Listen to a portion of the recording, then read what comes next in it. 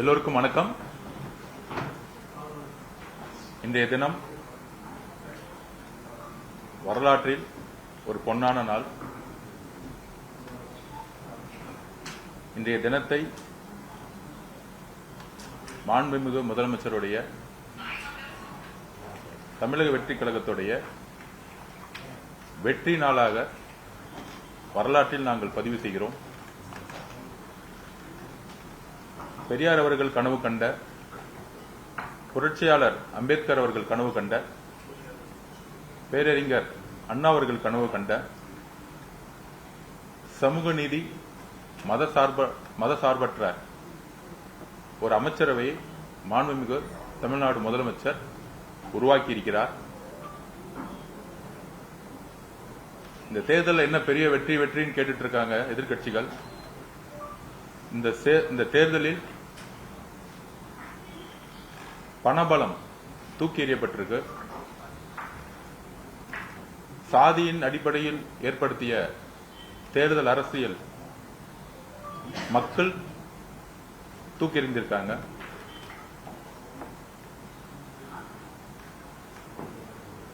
C Joseph Vijay அப்படின்னு சொல்லி மக்களிடம் ஓட்டு கேட்டு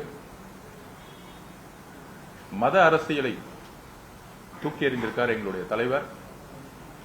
எல்லோருக்குமான ஒரு முதல்வராக எல்லா மதமும், எல்லா சாதிகளும், இளைஞர்களும், பெண்களும் இணைந்து இந்த வெற்றியை உருவாக்கிய பொழுது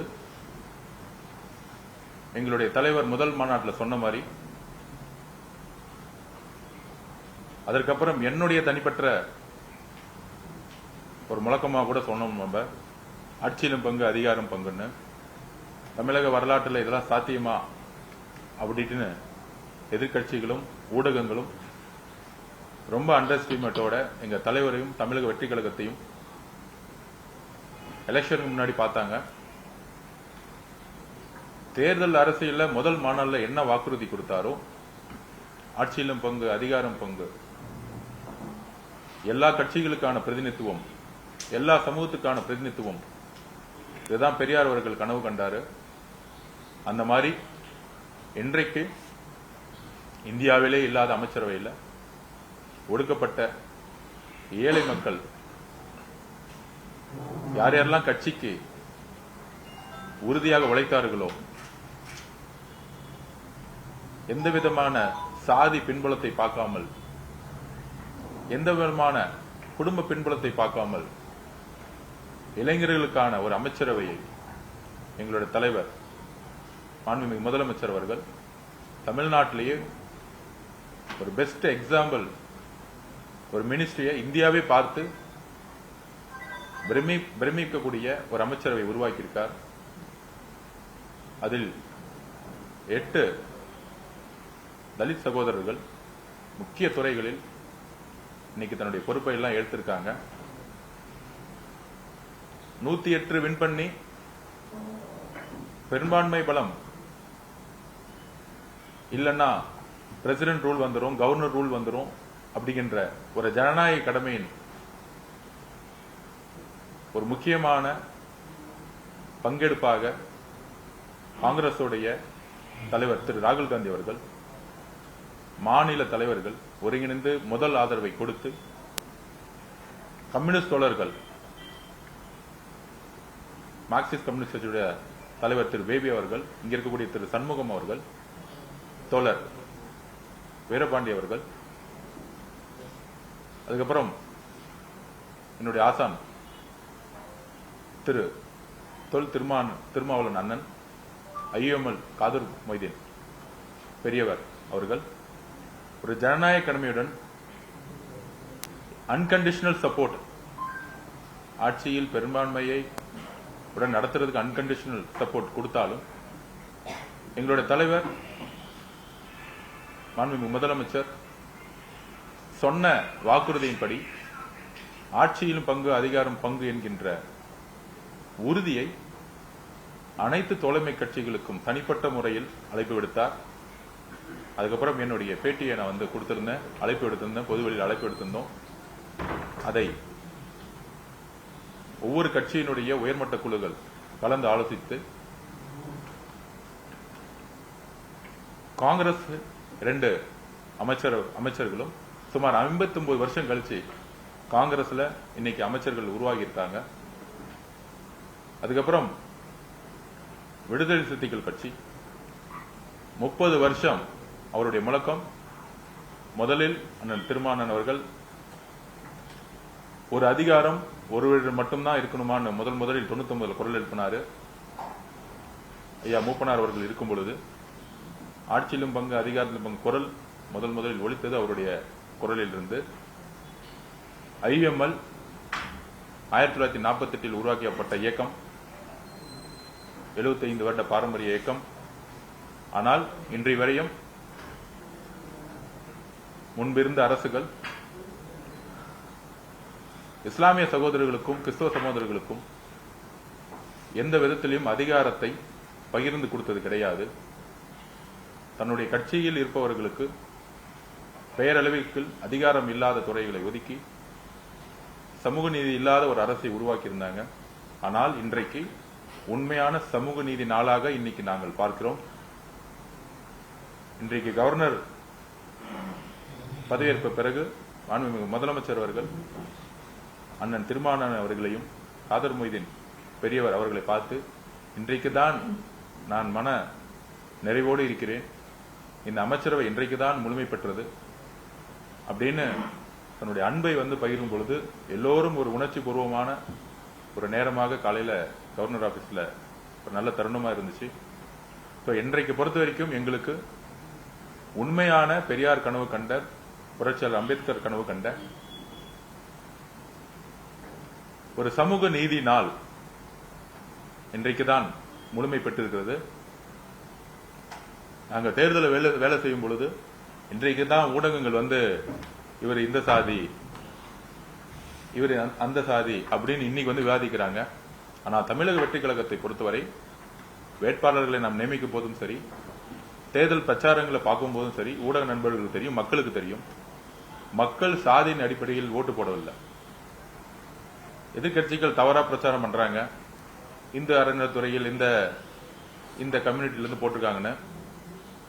ரமேஷ் அவர்களோட கம்யூனிட்டி அவர் இருக்கிற வரைக்கும் எங்களுக்கு தெரியவே தெரியாது. தமிழக வெற்றி கழகத்தை பொறுத்த வரைக்கும் எல்லோரும் இளைஞர்கள், பெண்கள் அதிகம். சாதியின் உணவின் அடிப்படையில் எப்பொழுதும் தேர்தல் எதிர்கொண்டது கிடையாது. அப்படி இருக்கும் பொழுது எல்லா துறையிலும் தமிழக வெற்றி கழகத்தில் ஒரு வருஷத்துக்கு முன்னாடி பார்த்திருப்பீங்க, 3 வருஷத்துக்கு முன்னாடி பார்த்திருப்பீங்க, எதிர்கட்சிகள் தமிழக வெற்றி கழகம் வெற்றி பெறவே பெறாது, எங்கள் தலைவர் முதலமைச்சர் ஆக மாட்டாது அண்டர்எஸ்டிமேட் பண்ணியிருந்தாங்க. ஆனால் நாங்கள் இளைஞர்கள் எல்லோரும் கடுமையாக உழைத்தோம். தேர்தல் அரசியல்ல, கட்சியிலுடைய பிரச்சாரத்தில் அப்படி யாரெல்லாம் உழைத்தாங்களோ இன்னும் உழைத்தவர்கள் லட்சக்கணக்கான பேர் இருக்காங்க. அதுல தலைவர் அவர்கள் எந்த விதமான அடிப்படையும் இல்லாமல் அவங்களோட உழைப்புக்கு ஏற்ற மாதிரி ஒவ்வொரு துறையும் அவரே முழு மனதுடன் எல்லாருக்குமான வாய்ப்பை கொடுத்திருக்கிறாரு. அதனால இந்த பழைய தேர்தல் அரசியலா இருக்கக்கூடிய இந்த திமுகவும் அதிமுகவும் இவர் இந்த சாதி அந்த மதம் இந்த அரசியல் எல்லாம் தமிழக மக்கள் தூக்கி எறிஞ்சிட்டாங்க. ஒவ்வொரு முடிவும் மதசார்பற்ற கொள்கையிலும் சமூக நீதியின் அடிப்படையிலும் ஒவ்வொரு அமைச்சரும், ஒவ்வொரு நிர்வாகியும், காவல்துறை நிர்வாகிகளும், IAS ஆபீசரும் நேர்மையான முடிவெடுக்கணும்னு முதலமைச்சர் வலியுறுத்தியிருக்காரு. இந்த அரசு அந்த மாதிரி முடிவை தான் எடுக்கும். திருப்பியும் பதிவு பண்றோம், இந்த அரசு பெரியார் அவர்களுடைய கொள்கையிலும், அறிஞர் அண்ணா அவருடைய கொள்கையிலும், புரட்சியாளர் அம்பேத்கர் அவருடைய கொள்கையில் தான் வழி நடக்கும். அதற்காக தான் தேர்தல் அரசியல்ல மெஜாரிட்டி இல்லாத போது அதிமுக கிட்ட சப்போர்ட் கேட்டிருந்தா ஈஸியா கவர்மெண்ட் ஃபார்ம் பண்ணி முடிக்கும். ஆனால் ஒவ்வொரு கட்சியுடைய தோழமை கட்சிகளுடைய நம்பிக்கையை நாங்கள் உருவாக்கினோம்.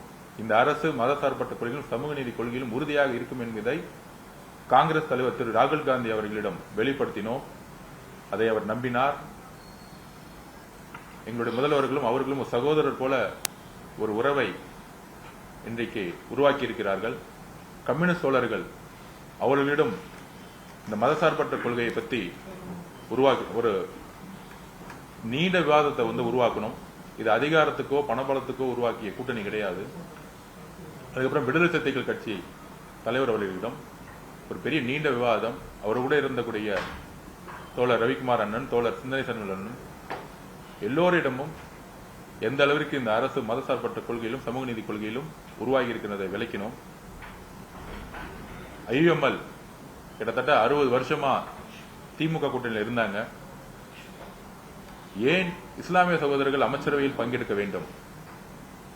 இஸ்லாமிய சகோதரர்களுடைய பொருளாதார பின்புலம் மிக மிக மிக வறுமையான பின்புலம். எல்லா சமூகங்களும் முன்னேறினாலும் மைனாரிட்டின்னு சொல்லக்கூடிய இஸ்லாமிய சகோதரர்களாகட்டும், கிறிஸ்தவ சகோதரர்களாகட்டும், பெண்களாகட்டும், இவங்களுக்கு தலித் சகோதரர்களாகட்டும், இவங்களுக்கு அரசு முக்கிய திட்டங்களை கொண்டு வரணும். நேர்மையின் அடிப்படையில் முக்கியமான திட்டங்களை கொண்டு வரணும். அப்படி கொண்டு வரும் பொழுது இஸ்லாமிய சமூகத்துடைய பிரச்சனைகளை சிறு வயதிலிருந்தே உணர்ந்த ஒரு சகோதரர் அமைச்சராகும் பொழுது கண்டிப்பாக அந்த திட்டங்களை மாற்றம் கொண்டு வருவார். எடுத்துக்காட்டாக PWD IVS எனக்கு பொறுப்பு கொடுத்தாலும் விளையாட்டுத்துறை எனக்கு கொடுக்கும் பொழுது 10 வயசுலேருந்தே விளையாட்டுத்துறையில் நான் இருக்கிறேன். நான் ஸ்போர்ட்ஸ் ஹாஸ்டல்ல இருக்கிறேன். நான் ட்ரக்ஸை ஒழிக்கணும்னா விளையாட்டை முன்னிலைப்படுத்தணும்னு முதலமைச்சர் இந்த பொறுப்பு கொடுத்திருக்காரு. அந்த மாதிரி எந்தெந்த துறையை யார் யாரிடம் கொடுத்தா வாய்ப்புகளை கொடுத்தா மக்கள் கிட்ட அவங்க 24 மணி நேரம் போக்கஸ் பண்ணுவாங்கிற ஒரே ஒரு விஷயம் தான் மாண்புமிகு முதலமைச்சருக்கு இருக்கே தவிர இந்த பழைய காலத்தில் இருக்கக்கூடிய 2 கட்சிகளுடைய ஒரு அண்டர்ஸ்டாண்டிங்கோட இருந்த ஒரு அதிகார பகிர்வு கிடையாது. எந்த கட்சியும் இந்த அதிகார பகிர்வை நோக்கி போனதில்லை. அதனால ஒரு இயற்கையான ஒரு குடும்பமாக எல்லோரும் இன்றைக்கு சேர்ந்த இயற்கையாகவே சேர்ந்த மக்கள் விரும்பிய ஒரு சமூக நீதி நாளா இன்னைக்கு மாண்புமிகு முதலமைச்சர் இந்த நாளை பார்க்கிறாரு. மக்கள் இன்னைக்கு எல்லா கட்சிகளும் சரி, காங்கிரஸ் கட்சிகளும் சரி, விடுதலை சிறுத்தைகள் கட்சியுடைய தொண்டர்கள் தமிழகம் முழுவதும் முதல் முறையில அதிகாரத்துக்குள்ள ஒரு அமைச்சரவையிலுக்குள்ள வந்த செய்தியை எல்லோரும் வீட்டில் ஒரு பெரிய ஒரு பண்டிகை மாதிரி கொண்டாடுறாங்க. அதுல நிகழ்ச்சியான தருணம் நேற்று IUML ஆபீஸ்ல திரு ஷாஜகான் அவர்கள் எல்லோரும் இஸ்லாமிய சகோதரத்தை கட்டி பிடிச்சு ஒரு கண்ணீரோட இந்த பொறுப்பை எடுத்ததை நம்ம பார்த்திருக்கோம், சோசியல் மீடியாவில் வந்திருக்கோம். உண்மையான சமூக நீதினால நாங்க இதை பார்க்கிறோம். கண்டிப்பாக மாண்புமிகு முதலமைச்சர் அவர்கள் உருவாக்கிய இந்த அமைச்சரவை மக்களுக்கானதாகவும் ஒடுக்கப்பட்ட ஏழை மக்களுக்கான சிறந்த திட்டங்களை கொடுக்குங்கிற நம்பிக்கையை நாங்கள் வெளிப்படுத்துறோம். அதுல ஒரு வருத்தத்திற்குரிய பதிவு என்னன்னா, திமுக தலைமையில் 21 கூட்டணி கட்சிகள் தேர்தலை எதிர்கொண்டாங்க. பொதுவாக தேர்தல் முடிஞ்ச உடனே கூட்டணிங்கிறது அந்தந்த தலைமையும் அந்தந்த கட்சியும் முடிவு செய்யக்கூடிய இடத்துல அவங்களுக்கான ஜனநாயக கடமை இருக்கு. எந்த கட்சியும் திமுகவுக்கு அடிமை சாசனத்தை எழுதிய கட்சி கிடையாது. இத்தனை நாள் திமுக கட்சி ஒவ்வொரு கட்சியும் அடிமை சாசனத்துடன் எழுதின ஒரு வரலாறு தான் பார்த்திருப்போம். அப்படி இருக்கும் பொழுது அண்ணன் திரு ராஜா அண்ணன் ஒரு முன்னாள் ஒன்றிய அமைச்சராக இருந்தவர். அப்புறம் அவருடைய பதிவு கூட்ட அண்ணன் திருமாவளவனையும் விசிக தோழர்களையும் பார்த்து திமுக தலைவரும் திரு உதயநிதி அவர்களும் நாங்கள் ஏன் தோற்றோம் என்ற ஒரு ஆராய்ச்சி செய்யறதுக்கு 36 பேர் அப்பாயின்மெண்ட் பண்ணிருக்காங்க. இன்னும் அவங்களுக்கு புரியல ஏன் தோத்தோன்னு. அரசியல்ல ஒரு கட்சியையும் ஒரு தலைவரை தாக்கும் பொழுது ஒரு பெண்ணுடைய உறவை அடிப்படையாக வைத்து எப்பொழுதும் ஒரு பெண்ணை நோக்கிய ஒரு விமர்சனத்தை உருவாக்கிட்டே இருப்பாங்க. அப்படி திரு ராஜா அண்ணன் அவர்கள் வாயில சொல்ல முடியாத அளவிற்கு தலித் சகோதரர்கள் மட்டுமல்ல, ஒட்டுமொத்த தமிழ்நாட்டு மக்களும் மதிக்கக்கூடிய கொள்கை தலைவராக இருக்கக்கூடிய அண்ணன் திருமாவளவன் அவர்களை பார்த்து ஒரு பதிவை பதிவு பண்ணாரு. அந்த வார்த்தையை நான் சொல்றதுக்கு தயக்கமா இருக்கு. அந்த வார்த்தைகளை விசிக தொண்டர்கள் மீதும் அண்ணன் திருமாவளவன் மீதும் பதிவு செய்ய வேண்டிய ஒரு நோக்கமே நாங்கள் கண்டிக்கத்தக்கது. எதிர்க்கட்சி அரசியலை நாங்கள் வரவேற்கிறோம். நாங்கள் செய்யக்கூடிய தவறுகளை சொல்லும் பொழுது மக்களுக்காக திட்டங்களை மாற்ற முடியும். ஆனால் தனிநபர் விமர்சனத்தையோ ஒரு கட்சியினுடைய தலைவரையோ இல்ல ஒரு கட்சியினுடைய தொண்டர்களையோ பெண்ணுடைய உறவை மையப்படுத்தி பேசுவது இது பெரியார் சொன்னதும் கிடையாது, அறிஞர் அண்ணா சொன்னது. குறிப்பாக பெரியாரும் அண்ணா அவர்களும் கற்றுக் கொடுத்த பாடம் கிடையாது. திமுக எப்பொழுதும் சொல்லும் கடமை, கண்ணியம், கட்டுப்பாடு. இன்றைக்கு திமுக கடமையும் இல்ல, கண்ணியமும் இல்ல, கட்டுப்பாடும் இல்ல. கலைஞர் அவர்களுடன் அந்த 3 கோட்பாடையும் மறந்துட்டாங்க. அதனாலதான் இந்த மாதிரி ஒரு துணை பொதுச் செயலாளர் இருக்கக்கூடியவர்கள் இந்த மாதிரி பதிவு பண்ணிட்டு இருக்காங்க. இதற்கு திமுக தலைவராக இருக்கக்கூடிய திரு மு க ஸ்டாலின் அவர்களுடைய விளக்கம் என்ன? ஒரு கூட்டணியில் இருக்கும் பொழுது நட்புங்கிறது கூட்டணி, இது முறிவல்ல. இன்னைக்கு தமிழக மக்களுடைய பீப்புள் மேண்டேட், அதை ஜனநாயக சக்திகள் அதை நிறைவேற்றிருக்காங்க. திமுக எதிர்க்கட்சியாக செயல்படும் போது நாங்கள் அரவணைக்கிறோம். தமிழ்நாட்டில் முதல் முறையாக எங்களுடைய முதலமைச்சர் வெற்றி பெற்றவுடன் எதிரி அரசியல் செய்யாமல் திமுக தலைவர் அவர்களுடைய வீட்டிற்கே சென்று மரியாதை நிமித்தமாக சந்தித்தார். இந்த ஜனநாயக பண்பு தமிழக வெற்றி கழகத்திற்கும் புதிதாக தோன்றிய எங்களுக்கும் இருக்கிறது. ஆனால் 75 வருஷ கட்சின்னு சொல்லக்கூடிய திமுகவுக்கு அந்த ஜனநாயக பண்பு இல்லை. திரு அண்ணன் ஆர் ராஜா அவர்களுடைய அந்த ட்வீட்டை நாங்கள் கண்டிக்கிறோம்.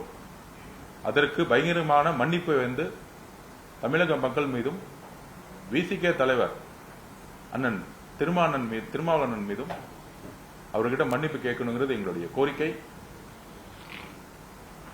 மேடம் கனிமொழி மேடம் எப்பொழுதுமே குரல் கொடுப்பாங்க. ஆனால் திமுக தன்னுடைய சக தோழராகக்கூடிய துணை பொதுச் செயலாளர்கள் பெண்ணையினுடைய உறவை வைத்து பேசக்கூடிய அந்த வார்த்தைகளுக்கு கண்டனம் தெரிவிக்கணும் நாங்கள் கேட்டுக்கிறோம். இந்த மாதிரி சொற்களை சோசியல் மீடியாலையும் ஒரு பெண்ணை நோக்கி விமர்சனம் வரும் பொழுது கண்டிப்பாக காவல்துறையை கம்ப்ளைண்ட் பண்ணும் பொழுது நடவடிக்கை எடுக்கணும்னு நாங்கள் சொல்லியிருக்கிறோம். ஏன்னா இந்த அரசை உருவாக்கியது பெண்கள். எந்த பெண்கள் மீதும் சோசியல் மீடியாலேயோ இல்ல அரசியல் ரீதியானையோ ஒரு தாக்குதல் ஏற்பட்டால் கடுமையாக சட்டம் ஒழுங்கை நிலைநாட்ட பெண்களுடைய பாதுகாப்பையும் மாண்பையும் உறுதி செய்ய நாங்கள் காவல்துறையை நாங்கள் கேட்டுக்கொண்டிருக்கிறோம். அதுக்கப்புறம் திமுக தலைவர் கனிமொழி மேடம் நேற்று ஒரு ட்வீட் பண்ணியிருந்தாங்க. நாங்கள் அவர்கள் மீது எப்பயுமே மரியாதை வச்சிருக்கோம். தமிழ் தாய் வாழ்த்தை பத்தி சொல்லியிருந்தாங்க. இதை நாங்கள் ஆல்ரெடி இதை பத்தி விளக்கம் கொடுத்திருந்தோம். திமுக தலைவராக இருக்கக்கூடிய இன்றைய திரு மு க ஸ்டாலின் அவர்கள் முன்னாள் முதலமைச்சர், அவர் பதவியில் இருக்கும் பொழுதே இதே கவர்னர் லேட்டஸ்டா ஹோம் செக்யூரிட்டி டிபார்ட்மெண்ட்ல இருந்து ஒரு சுற்றறிக்கை வந்திருக்கு. இது லேட்டஸ்டா வந்தது. அந்த சுற்றறிக்கையில இந்தியா முழுவதும் வந்தே மாதத்தை முதல்ல பாட சொல்லியிருக்காங்க. கவர்னர் கிட்ட அந்த சுற்றறிக்கை வந்திருக்கு. நம்மளுடைய நிலைப்பாடு இதுவரைக்கும் அரசு நிகழ்ச்சிகள் எதுவும் இதுவரைக்கும் நம்ம தொடங்கல. எல்லா துறை சார்ந்த செயலாளர்கள் அப்பாயின்மெண்ட் பண்ணிட்டு இருக்கோம். இப்ப முதல் நிலவு பதவியேற்பு விழா முதல் நாளே மாண்புமிகு முதலமைச்சர் ஒரு 5 நிமிடம் இதை பத்தி பேசினாரு கவர்னர் கிட்ட. எங்களுடைய கட்சி பேரே தமிழக வெற்றி கழகம், தமிழுக்கு தான் எப்பொழுதும் முன்னுரிமை. அதனால தமிழ் தாய் வாழ்த்த முதல்ல நீங்க பாடணும்னு சொன்னாரு. அதுக்கப்புறம் தனிப்பட்ட முறையில் நானும் கவர்னரை பார்த்தேன். ஆனால் அவர் சொன்னது ஹோம் செக்ரட்டரியில் என்ன சர்க்குலர் வந்திருக்கோ அதை தான் நாங்கள் ஒபே பண்ண முடியும்னு அவர் சொன்னாரு. பதவி விழா முடிந்தது. 2வது அரசு நிகழ்ச்சியும் பதவி விழா தான், 3வது அரசு நிகழ்ச்சியும் பதவி விழா தான். இதற்கு முன்பே திரு மு க ஸ்டாலின் அவர்கள், திமுக தலைவர் மு க ஸ்டாலின் அவர்கள் முன்னாள் முதலமைச்சராக இருக்கும்போது பதவி பொறுப்பில் இருக்கும் பொழுது சென்னை உயர்நீதிமன்றத்தில் பதவியேற்கும் பொழுது, நீதிபதி பதவியேற்கும் பொழுது இதே நடைமுறையை கவர்னர் கடைபிடித்தார். அப்பொழுது மு க ஸ்டாலின் அவர்கள் பதிவு போட்டிருந்தார், தமிழ் தாய் வாழ்த்து முக்கியங்கிறது அந்த நிலைப்பாடு தான் சொல்லியிருந்தாங்க. தமிழக வெற்றி கழகத்தை பொறுத்தவரை மாநில சுயாட்சி கொள்கையில் நாங்கள் உறுதியாக இருக்கிறோம்.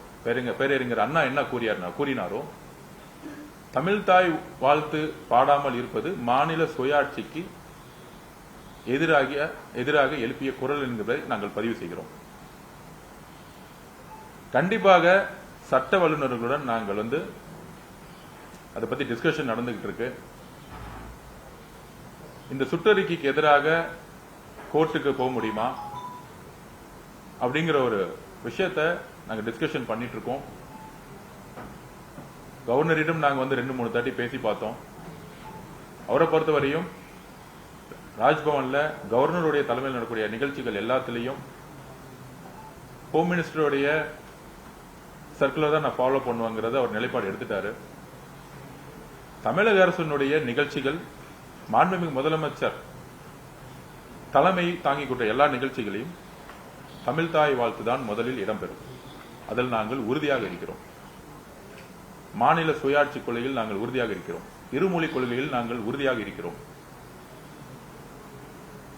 கல்வித்துறையில் எந்த அழுத்தங்கள் வந்தாலும் மாநில சுயாட்சி கொள்கையை விட்டுக் கொடுக்காமல் உறுதியாக இருக்கிறோம். மதசார்பற்ற கொள்கையில் நாங்கள் உறுதியாக இருக்கிறோம்.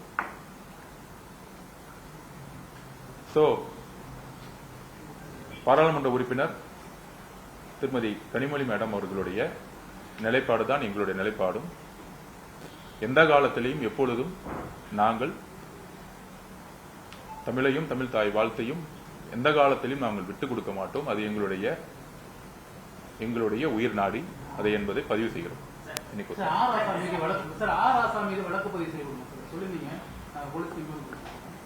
யாரையும் பழிவாங்கக்கூடிய நோக்கம் எங்களுக்கு இல்ல. அண்ணன் திருமாவளவன் அவர்கள் 40 வருஷத்துக்கு மேல என் மீது எவ்வளவோ விமர்சனம் வந்தா கூட அண்ணன் மீது நான் எப்பொழுதும் உரிமையில பேசியது கிடையாது. அரசியலில் என்கிட்ட பதிவு பண்ணி பொறுமையாருன்னு சொல்லியிருக்கிறாரு. அரசியலில் வேறுபாடுகள் வரலாம், ஆனால் தனிப்பட்ட தாக்குதல் இருக்கக்கூடாதுன்னு நாங்க நினைக்கிறோம். அதுல சொன்ன வார்த்தைகள் ரொம்ப ரொம்ப பர்சனலா அவரையும் காயப்படுத்திருக்கு, விசிக தோழர்களையும் காயப்படுத்திருக்கு. அண்ணன் திருமாவளவன் அவர்கள் பதவிக்கோ பணத்திற்கோ ஆசைப்படுவர் கிடையாது.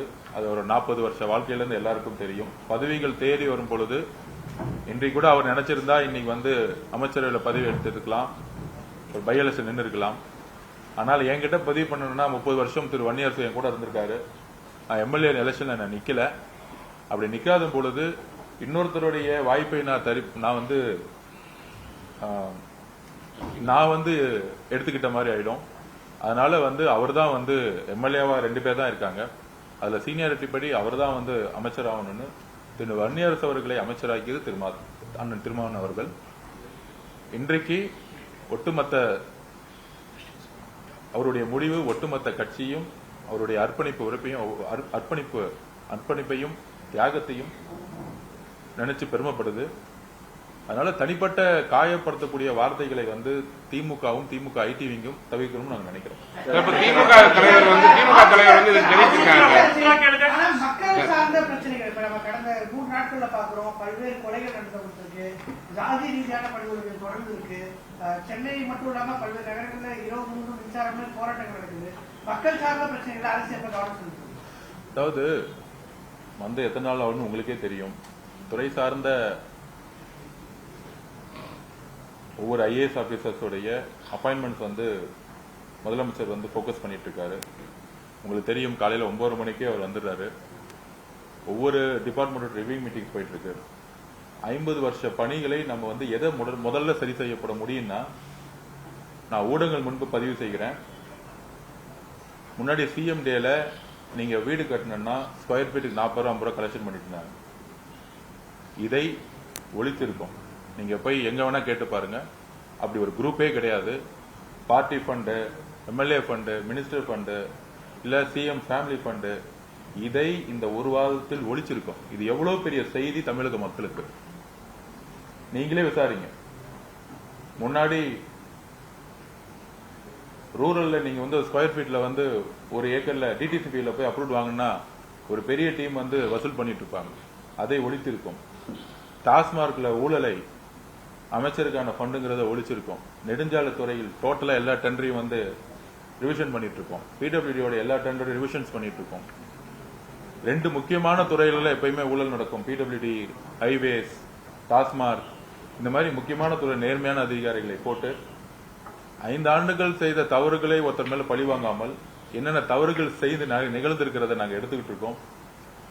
இப்ப இன்னையிலிருந்து அமைச்சருக்கான ஃபண்டோ இல்ல அமைச்சர் பேரை சொல்லிக்கிட்டு அவங்களுடைய குடும்ப உறவுகளோ இல்ல யாருமே எந்த இடத்திலையும் ஈடுபடுறது கிடையாது. நீங்களே பார்த்துப்பீங்க.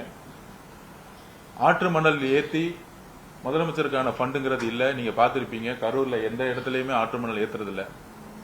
மைன்ஸ்ல எங்கெங்கெல்லாம் இல்லீகல் மைன்ஸ் இருக்கோ அதெல்லாம் வந்து அந்தந்த கலெக்டர் கிட்ட எடுக்கணும்னு சொல்லியிருக்கோம். ஸோ தமிழகம் முழுவதும் ஒரு 11-12 டிபார்ட்மெண்ட்ல ஊழல் வந்து கடுமையாக இருக்கும். போக்குவரத்து துறையில இருக்கும். நீங்க போய் ஒரு லைசன்ஸ் கேட்டீங்கன்னா காசு இருக்கும். இன்னைக்கு காலைல ஒருத்தர் வந்தாரு, சார் லைசன்ஸ் வாங்குற இடத்துல எல்லாம் வந்து பாத்தீங்கன்னா நீ காசு கேட்கறது இல்லைங்கிறாங்க. ஏன்னா அமைச்சருக்கு ஒரு ஃபண்டு போகும்போது அதிகாரிகள் கேட்பாங்க. அந்த மாதிரி ஒரு ஷேர் முன்னாடி வந்து ஒரு குடும்பத்துக்கு 15%, 11% மினிஸ்டர், அதிகாரிகள் 7% இப்படின்னு சொன்னக்கூடிய ஒரு 35-36% கான்செப்டை இன்றைக்கு இந்த ஒரு 10 நாள் நாங்கள் தூக்கி எறிஞ்சிருக்கோம். இது ஒரு மிகப்பெரிய மாற்றம், தமிழ்நாட்டுடைய நிர்வாக ரீதியான ஒரு மிகப்பெரிய மாற்றம். அதற்கு முதலமைச்சர் அவர் சொன்ன மாதிரியே ஒரு கிளீன் கவர்மெண்ட்டை, அது எவ்வளவு பெரிய சாதாரண விஷயம் இல்ல. ஒரு 50 வருஷமா ஒரே சிஸ்டத்துல முன்னாடி போன ஆட்சியில இருந்தவங்க அதிமுக இருக்கும்போது 10% இருந்தது, அதிமுக வந்தவொடனே 12% தான் மாத்தினாங்க. எதுவுமே வந்து மாத்தல. இன்னைக்கு 0% முதலமைச்சர் குடும்பத்துக்கு எதுவுமே இல்ல, முதலமைச்சருக்கு எந்த விதமான பார்ட்டி ஃபண்டும் கிடையாது, அமைச்சருக்கு எதுவும் கிடையாதுங்கிற ஒரு அரசியலையும் ஒரு நிர்வாகத்தையும் எப்படி உருவாக்குங்கிறத நாங்கள் பதிவு பண்ணியிருக்கிறோம். நீங்களே மீடியாவே நீங்க போய் அனலைஸ் பண்ணுங்க, எல்லா டிபார்ட்மெண்ட்டும் போய் அனலைஸ் பண்ணுங்க. அதனால இந்த ஒரு பெரிய விஷயத்தை 50 வருஷங்களாக எந்த விதமான அரசியலும் உருவாக்கல.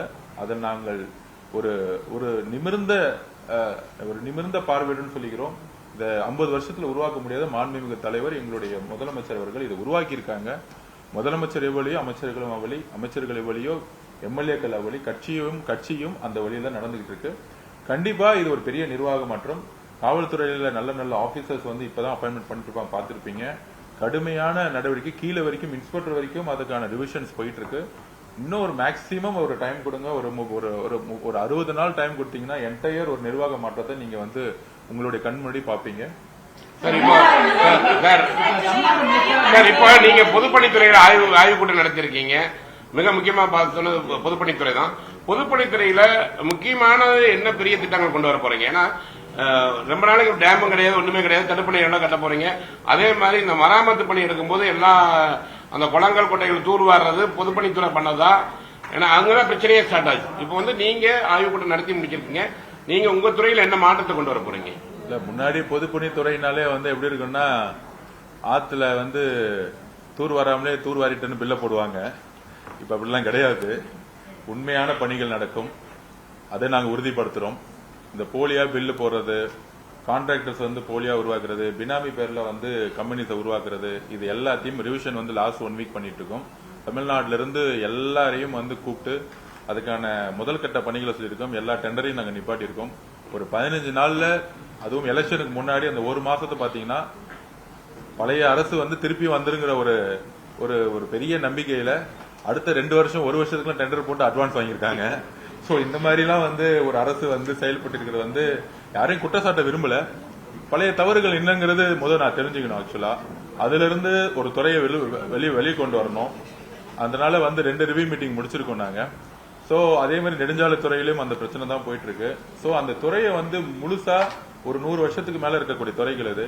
இன்னைக்கு இருக்க காலத்துக்குரிய ஒரு டெக்னாலஜி, டேஷ்போர்ட், சாப்ட்வேர்ஸ், இன்னைக்கு காலத்துமே அப்டேட் எப்படி பண்ணலாம், பிடபிள்யூடியும் ஐவிஎஸ்சியும் எப்படி ப்ராஃபிட்டபிள் இன்ஸ்டிடியூஷனா மாத்தலாம், எப்படி வந்து அமுல் நிறுவனம் வந்து எப்படி ப்ராஃபிட்டபிள் இன்ஸ்டிடியூஷனா மாறுதோ. ஃபார் எக்ஸாம்பிள் இப்ப பிடபிள்யூ தான் வந்து எல்லா பில்டிங் கட்டுறாங்க. நான் வந்து சிம்பிளா ஒரே ஒரு கொஸ்டின் கேட்டேன். நம்ம கிட்ட எல்லா ஸ்ட்ரக்சர் இருக்கு, 6000 பேருக்கு மேல எம்ப்ளாயிஸ் இருக்கிறாங்க. நம்ம வந்து இன்னைக்கு ஒரு பெரிய பெரிய நிறுவனங்கள் இருக்கு, எல்என்டி, டாடா எல்லாம் இருக்கிறாங்க. ஒரு கன்ஸ்ட்ரக்ஷன் முடிஞ்சவொடனே 10%, 15% ப்ராஃபிட் பண்றாங்க. நம்மளும் அதே மாதிரி ப்ரொபோசல் கொடுத்து நம்மளும் வந்து 10%, 15% வந்து பில்டிங் கத்து கொடுத்து நம்மளும் ப்ராஃபிட் பண்ணிட்டா அரசு நிறுவனங்கள் வந்து ப்ராஃபிட் பண்ண முடியுமே. நம்ம உழைப்பை வந்து வெறும் கட்டி கொடுத்துட்டு போறதோட எப்படி பெரிய பெரிய நிறுவனங்கள், கன்ஸ்ட்ரக்ஷன் நிறுவனங்கள் லாபம் பண்ணுதோ, நம்ம கிட்ட கன்ஸ்ட்ரக்ஷன் கம்பெனிலேயே ஆர்கிடெக்ட்ஸ் இருக்காங்க, எல்லாம் இருக்கிறாங்க. பெரிய பெரிய ப்ராஜெக்ட்ஸ் எடுத்து, ஏன் பிரைவேட் ப்ராஜெக்ட்ஸே எடுத்து 100 வருஷ கம்பெனி கிட்ட ஒரு ஐடென்டி இருக்கு நம்ம கிட்ட.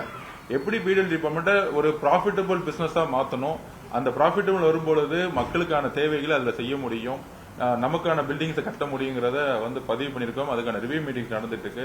அது மாதிரி நெடுஞ்சாலை துறைகளையும் வந்து பாத்தீங்கன்னா 40% ஒர்க் வந்து பாத்தீங்கன்னா ரிப்பேர் ஒர்க்னு சொல்லிட்டே இருப்பாங்க. அந்த ரிப்பேர் ஒர்க்ல தான் வந்து எப்பயுமே வந்து நிறைய ஊழல் நடந்துட்டு இருக்கு. ஆக்சுவலா ரிப்பேரே பண்ணாம பேட்ச், அதாவது அவங்க சொல்ற டெக்னிக்கல் வேர்டுனா பேட்ச் ஒர்க்னு சொல்லுவாங்க. பேட்ச் ஒர்க்னா பேட்ச் ஒர்க்னு சொல்லிட்டு வேற பக்கம் பேட்ச் ஒர்க் நடந்திருக்கு ஆக்சுவலா. சோ இந்த மாதிரி இந்த ஒர்க்ஸ் எல்லாம், இந்த மாதிரி வேர்ட்ஸ் எல்லாம் நம்ம ரிமூவ் பண்ணி உண்மையாலே நிறைய இடத்துல இன்னும் குக்கிராமங்களையும் மலைகளிலும் இன்னும் வந்து ரோடு வசதி கிடையாது. நிறைய வில்லேஜ்ல மெயின் ரோட்ல இருந்து ஸ்டேட் ஹைவேஸ்ல இருந்து ஊர்களுக்கு வந்து பாத்தீங்கன்னா இன்னும் மண் ரோட்ல இருக்கு. மழை பெய்யும் போது ஒரு சின்ன ஒரு ஆட்டோ கூட போக முடியாது இருக்கு. சோ குக்கிராமங்களை இணைக்கக்கூடிய லோக்கல் பாடியோட சேர்ந்து ஹைவேஸ் டிபார்ட்மெண்ட் எப்படி ஒர்க் பண்ண முடியுங்கிறதையும் நாங்க வந்து எப்படி உள்ளாட்சித்துறையோட சேர்ந்து முன்னாடி உள்ளாட்சித்துறையும் ஹைவேஸ் டிபார்ட்மெண்ட்டும் சேர்ந்து ஒர்க் பண்ணது கிடையாது ஆக்சுவலா. சோ இதை வந்து எப்படி 2 பேரும் சேர்ந்து இணைந்து தமிழகம் முழுவதும் ஹைவேஸ் எல்லாம் வந்து கொண்டு வந்திருக்காங்க. அதுல வந்து கொஞ்சம் நிறைய இடத்துல வந்து ரிப்பேர்ஸ் ஒர்க்ஸ் இருக்கு. ஆனா வந்து குக்கிராமங்களை எப்படி சேர்ந்து இணைக்கணும், பாமர மக்கள் இணைக்கக்கூடிய இடத்துல எப்படி வந்து நெடுஞ்சாலைகளை உருவாக்கணுங்கிறதுக்கான ஃபர்ஸ்ட் ஒரு ரிவ்யூ மீட்டிங் பண்ண அதுக்கான டிஸ்கஷன்ஸ் போயிட்டு இருக்கு. ஒரு 3 மாசம் டைம் கொடுங்க. அதுக்குள்ள வந்து டோட்டலா அதுக்கான ரிவ்யூ மேப்ஸ் எடுத்து என்னென்ன திட்டங்கள் புதுசா கொண்டு வர போறோம் அப்படிங்கறத நாங்கள் பதிவு பண்ணுவோம்.